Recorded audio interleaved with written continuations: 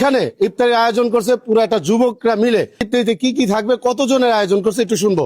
এখানে ইফতারি আয়োজন করছেন, কতজনের আয়োজন করছেন? এদিকে আমরা 70-80 জনের মতো আয়োজন করছি। আয়োজন করছেন। হ্যাঁ। আর এই ইফতারিতে আইটেম দিচ্ছেন? এটা বিরিয়ানি আছে, ফল আছে, এই খেজুর আছে, আচ্ছা অনেক কিছুই আছে।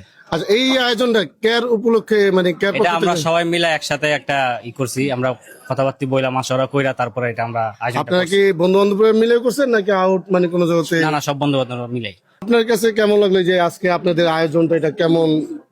না না, আমাদের কাছে অবশ্যই ভালো লাগছে, কারণ আমরা মানে সবার জন্য একটা মানে আয়োজন করতে পারতেছি আমাদের নিজেদের পক্ষ থেকে। এটা আমাদের বন্ধু বান্ধব যারা আছে সবার পক্ষ থেকে আমরা আয়োজনটা করতেছি। আচ্ছা, তো এটা হচ্ছে সবার কাছে আমার একটা মেসেজ যে আপনারাও এটা করবেন, আপনাদের মনে উৎসাহিত জায়গায়, তার জন্য আর কি আমরা মূলত আজকের এই আপনি প্রোগ্রামটা। এটা মেসেজ দিতে চাচ্ছেন সব যুবকরে যে এরা সবাই মিলে যে সবাই এরকম প্রত্যেকজনের এলাকায় এলাকায় করে। এটা মেসেজ দেওয়ার কারণ হলো আপনার এলাকা, আপনারা আশেপাশে বন্ধু বান্ধব ভাই বেদার নিয়ে আপনি এতিমখানা এটা করতে পারেন।